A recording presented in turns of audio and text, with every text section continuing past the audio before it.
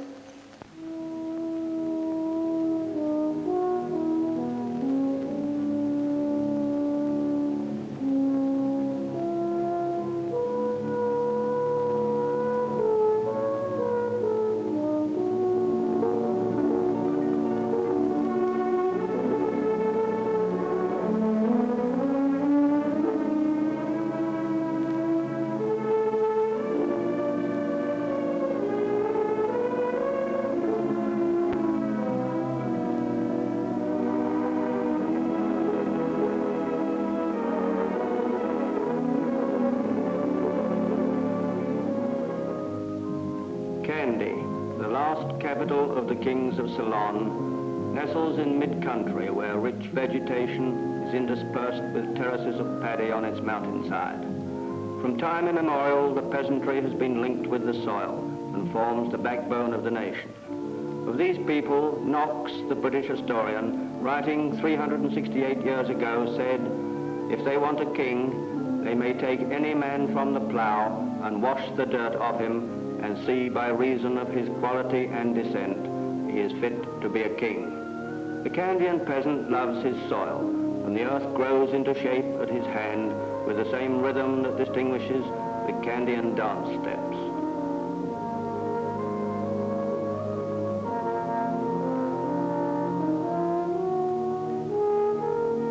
Pinioned on a rural hilltop with rock-hewn steps spiraling toward the sky is Kandy's most picturesque temple, Lanka, which means in Sinhalese, Jewel of Lanka, built in 1344 AD.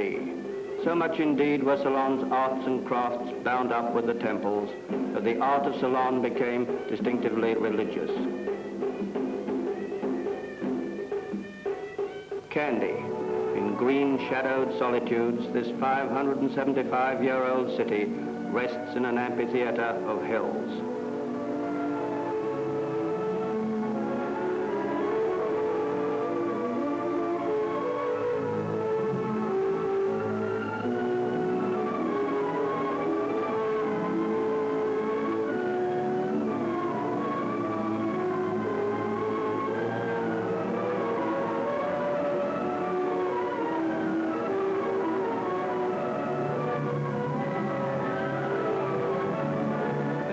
Beauty of murmuring foliage at the Royal Botanical Gardens, famous for its collection of specimens of flora of the tropical world.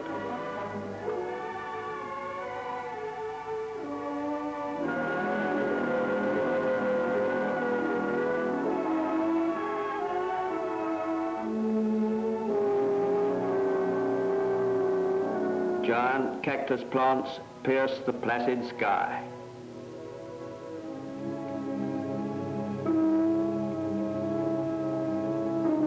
A suspension bridge spans the Mahaveli, river of great sands, the longest and most historic river in the island, which winds her way sluggishly through the bamboo-trimmed borders of parkland.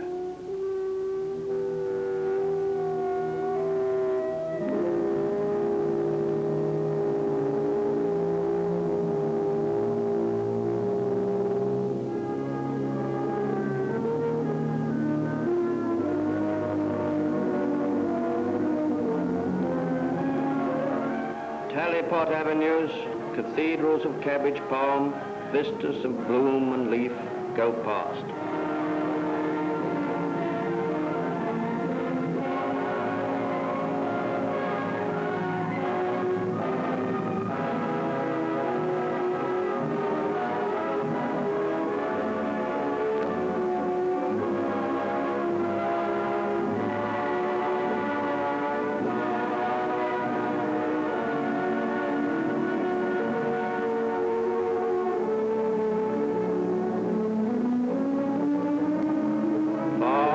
Mountainside, the morning breaks.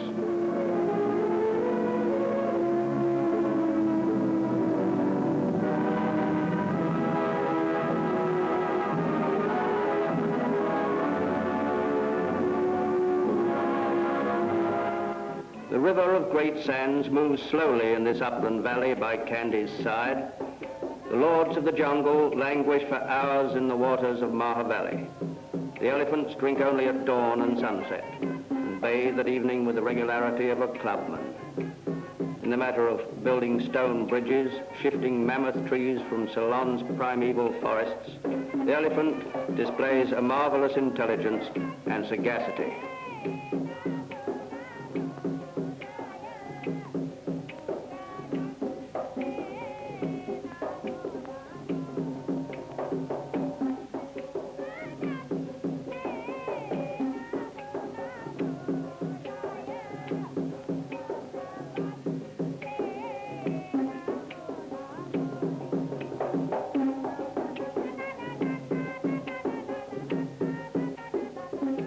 The history of the arts and crafts of Ceylon is as old as the history of the island itself.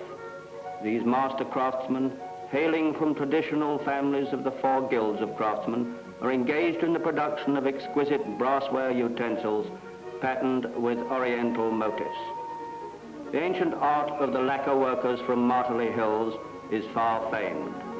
They use shellac beaten into delicate threads.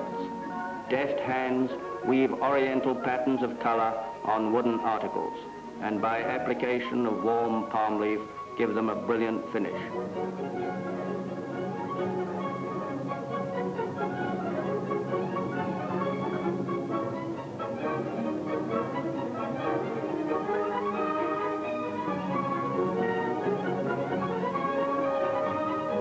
Veterans of the village work side by side with the younger generation, producing a variety of things in brass, silver, gold, and wood. Their art is immediately concerned with the pattern of their lives, and was never divorced either from utility or from their great source of artistic inspiration, religion.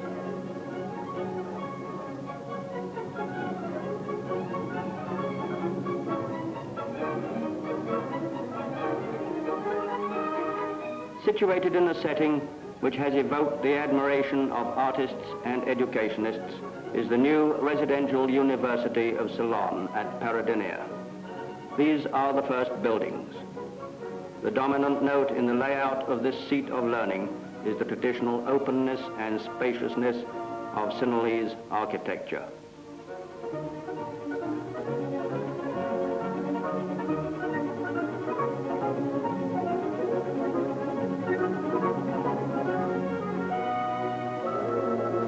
A new Ceylonese generation is being nurtured in this center of culture.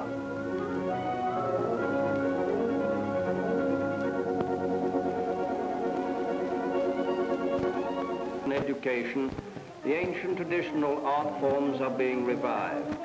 Here at Amanagama, the home of the celebrated Kandyan dancers, youngsters are received at the feet of gurus, the masters of a dance form as old as these mist-hung hills. They are initiated into the first steps.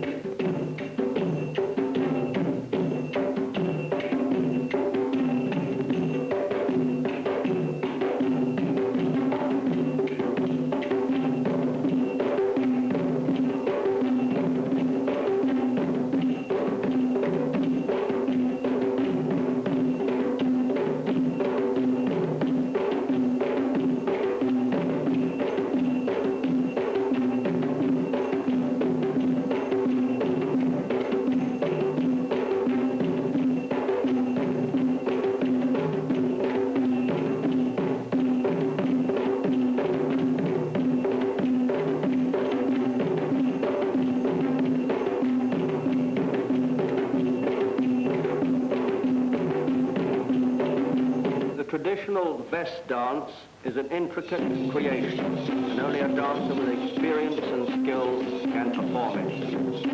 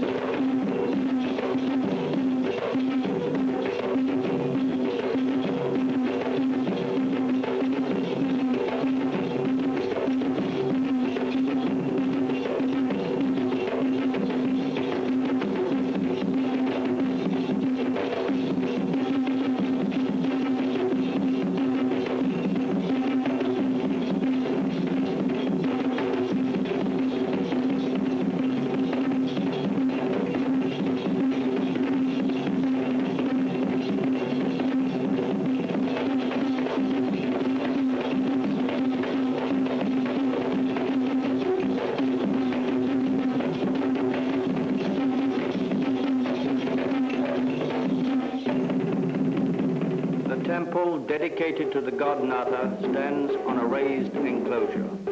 It is one of the earliest historical buildings in Kandy.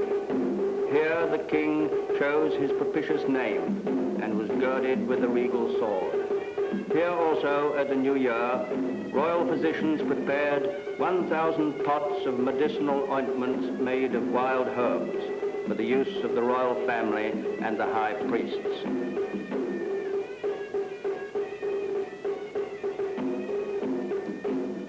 The Palace of the Tooth Relic, the chief temple in Ceylon, wherein is enshrined the left eye tooth of the Gautama Buddha. Built by Vimala Dharma Surya, who reigned at the end of the 17th century, this edifice stands as a monument to Kandy's pious kings and the skill of her ancient craftsmen. The octagon and moat were added by the last king of Kandy. The new extension to this historical temple adheres strictly to traditional motifs in its elaborate designs on doorways.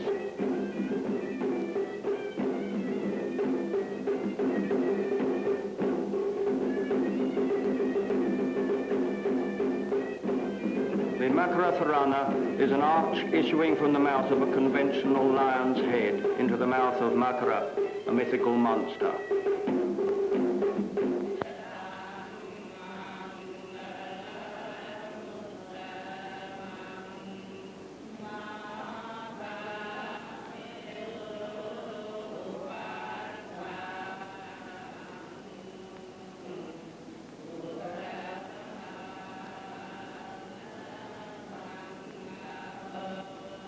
The air blows purer here. My spirit turns to thee, to contemplate thy tranquility.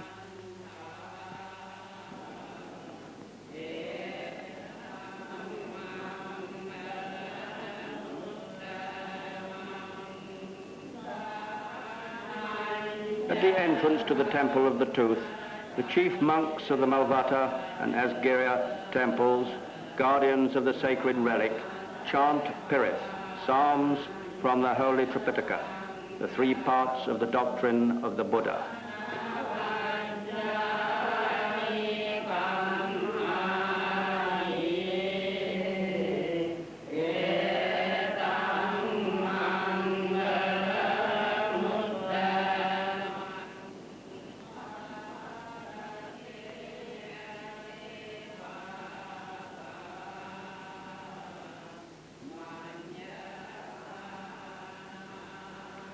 Sweet-scented flowers, lotus, jasmine, rajapani, and sal, are offered by devout pilgrims before the austere Buddha cast in bronze.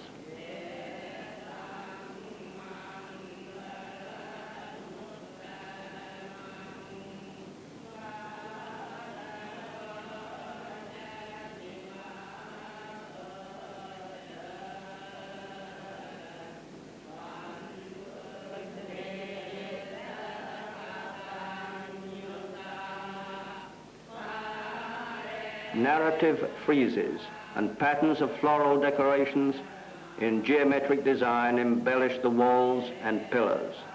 In these patterns, the lotus and its petals, symbol of purity, variations on natural sprays and creepers, play a prominent part. Literally, every square inch is painted with poetic precision. Objects kept in the sanctuary for the daily devotions include golden bowls, a water strainer, a bejeweled fan, a fly whisk, a cup, a beetle dish, flower trays, all works of art presented by Kirti Sri Rajasingha.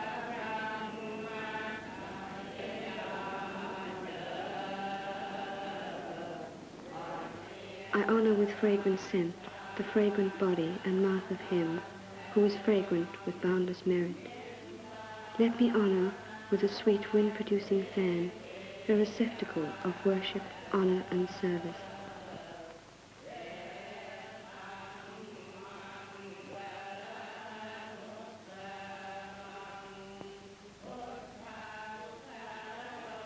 Let me honor the ornament of the three worlds, mine of pure virtues, the triumphant blessed Buddha with the precious fly whisk. Of the temple is a priceless crystal Buddha. On the octagon is housed a vast and valuable Oriental library, a treasure trove of ancient palm leaf manuscripts in Sinhalese, Pali, and Sanskrit. Here you find some of the oldest manuscripts in Ola leaf, as well as the commentaries of the 5th century AD, elucidating the Buddhist canonical texts.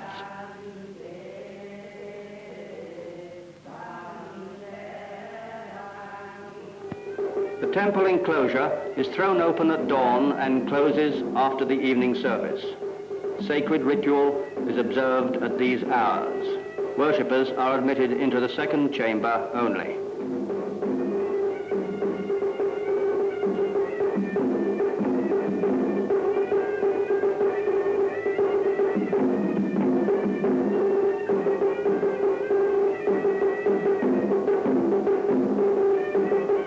Here is the shrine of abode, where the sacred truth relic is kept within sealed doors. Only the chief monks and the lay guardian are admitted to the inner sanctuary.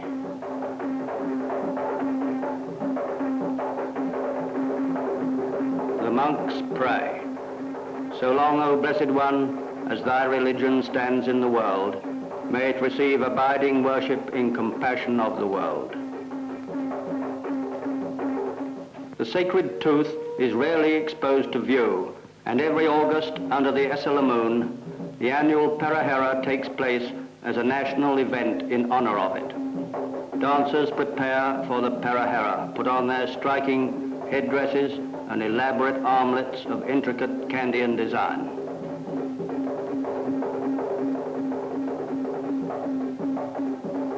Few things convey the grandeur of the ancient Kandyan kingdom with greater force than the Parahera.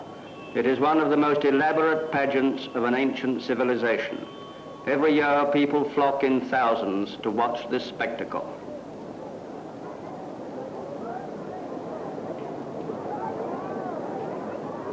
The Parahera is taking shape. This is the giant tusker, chosen for the special task of carrying the Buddha relics encased in a golden casket.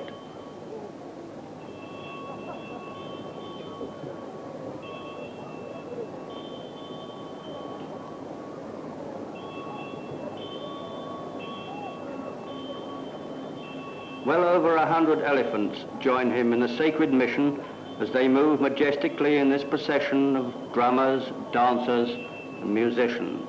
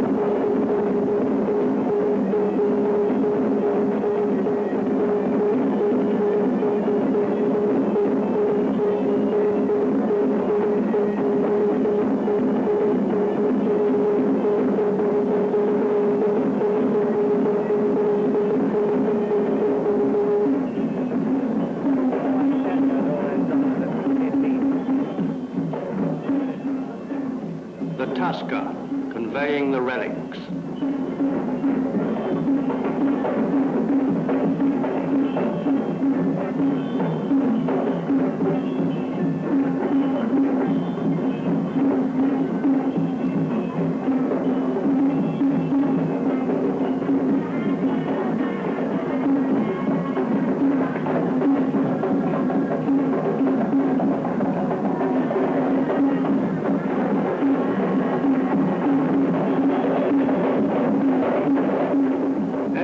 In the procession, the Kandyan chiefs with their attendant retinues walk solemnly. This is the Diawarana Nilama, the lay guardian of the sacred relic.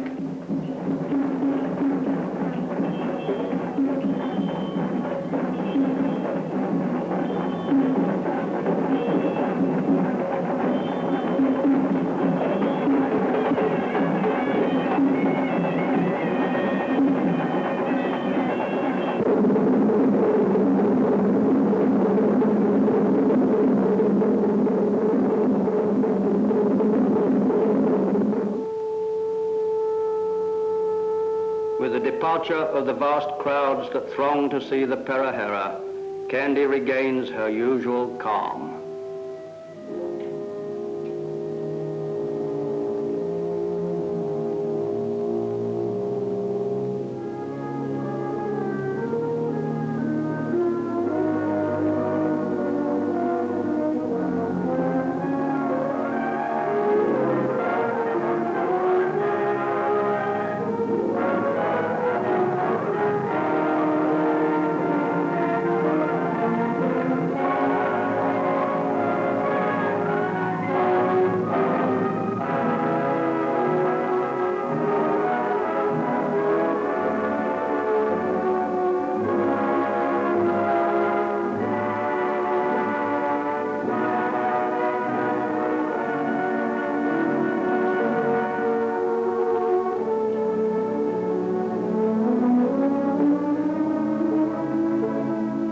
Surrounded by its peaceful hills, is an object of loveliness. The lake stretches lazily at the feet of the green-clad mountain slopes. By its tranquil waters, one sees nature in her gayest, tenderest moods. Here she is, lavish with her most coveted gifts. Soft, cooling winds, wide, sunlit skies, the rich drapery of living green on the mountains, and the broad expanse of rippling water. To have seen Kandy once is to yearn to return to it again.